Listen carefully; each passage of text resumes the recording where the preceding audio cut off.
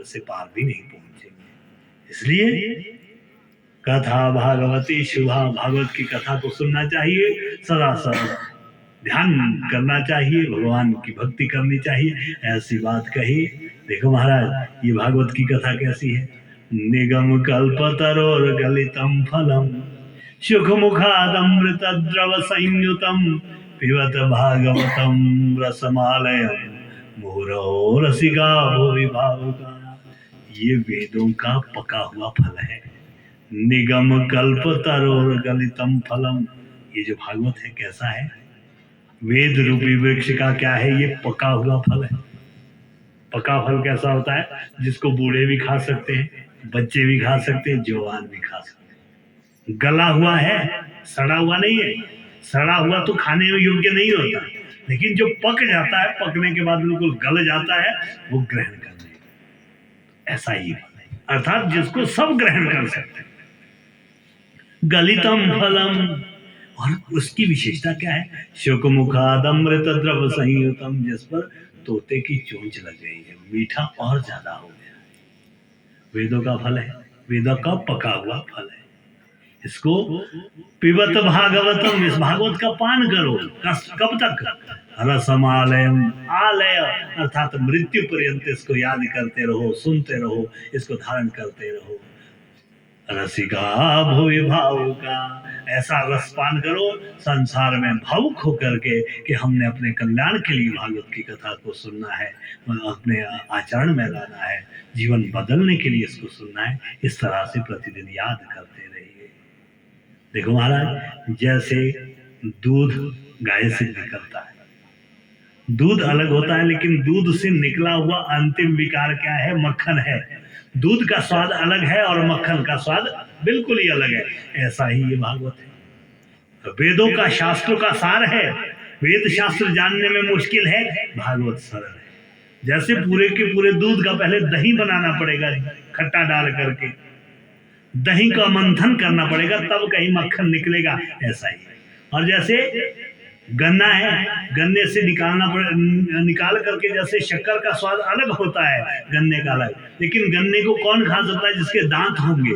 लेकिन जब गन्ने से शक्कर निकाली जाती है, उसका स्वाद ही अलग होता है। बिना दांत वाला भी और दांत वाला भी, बच्चे भी बूढ़े भी सब उसको ले सकते हैं। ऐसा ही ये भागवत है महाराज। पुरुष सूक्त, गायत्री मंत्र और द्वादशाक्षर मंत्र, इन सब का ये सार है।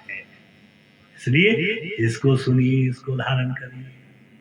महाराज ये भागवत कैसा है, एक समय की बात है, जब भगवान द्वारिकाधीश्वर संसार से जाने लगे, जाते जाते उनको ना तो माँ यशोदा याद आई, ना देवकी याद आई, ना नंद बाबा याद आए, ना बलदाऊ भैया याद आए, ना वसुदेव बाबा याद आए, ना गोपियां याद आई, कोई भी उनको याद नहीं आया। लेकिन अंत में जाते जाते उनको एक मित्र याद आ गया। कौन? उद्धव याद आ गए। उद्धव को बुलाया, उद्धव से कहा, अच्छा प्यारे आओ, मैंने तुमसे 4 बातें करनी है, अब मैंने संसार छोड़ देना है। संसार छोड़ने की बात की, उद्धव जी रोने लग गए। महाराज आपके उतारे हुए कपड़े को पहनने वाले, आपके साथ छाया की तरह चलने वाले, महाराज हम आपको नहीं जाने देंगे, आप यहीं रहिए ना।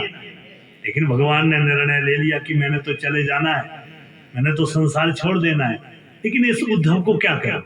भगवान ने क्या कर दिया, पहले तो उद्धव को ज्ञान दिया, जब नहीं माने तो अंत में ये कहा, जाओ उद्धव भागवत के ग्रंथ को लाओ। भागवत के ग्रंथ को उद्धव दौड़ा दौड़ा लाया, एक पत्थर के ऊपर, पुष्प के ऊपर भागवत के ग्रंथ को रख दिया।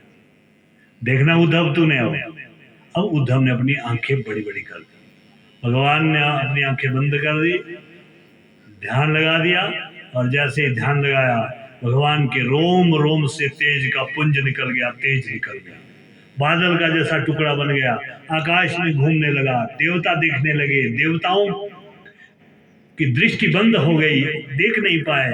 और उद्धव बड़ी बड़ी आंखों से देख रहा है, देखते देखते वो घूमते घूमते वो कहाँ चला गया, जहां भागवत का ग्रंथ था उसके अंदर चला गया।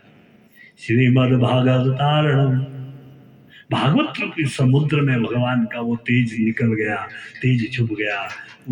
जैसे ही भगवान ने आंखें खोली, उद्धव से पूछा, बोलो उद्धव तूने क्या देखा?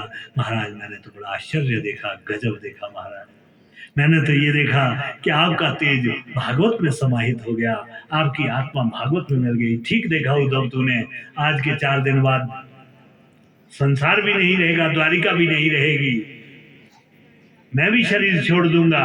महाराज आज के बाद मेरा शरीर तो नहीं रहेगा, लेकिन जिसको मुझे प्राप्त करना हो वो मेरे भागवत को सुन ले, जिसको मुझे देखना हो मेरे भागवत को देख ले, जिसको संसार को जानना हो भागवत को सुन ले, जिसको संसार से मुक्त होना हो भागवत को सुन ले, भागवत को पढ़ ले।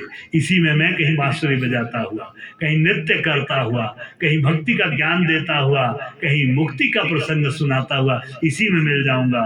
जाओ उठाओ, अलकनंदा नदी के तट से जाते जाते तूने बद्री नारायण में जाना, अपने लिए एक आश्रम बनाना, उसमें भागवत को पढ़ना, तो भी इस भागवत को पढ़ करके मुक्त हो जाएगा। इसलिए ये जो भागवत है महाराज, ये मुक्ति का सागर है।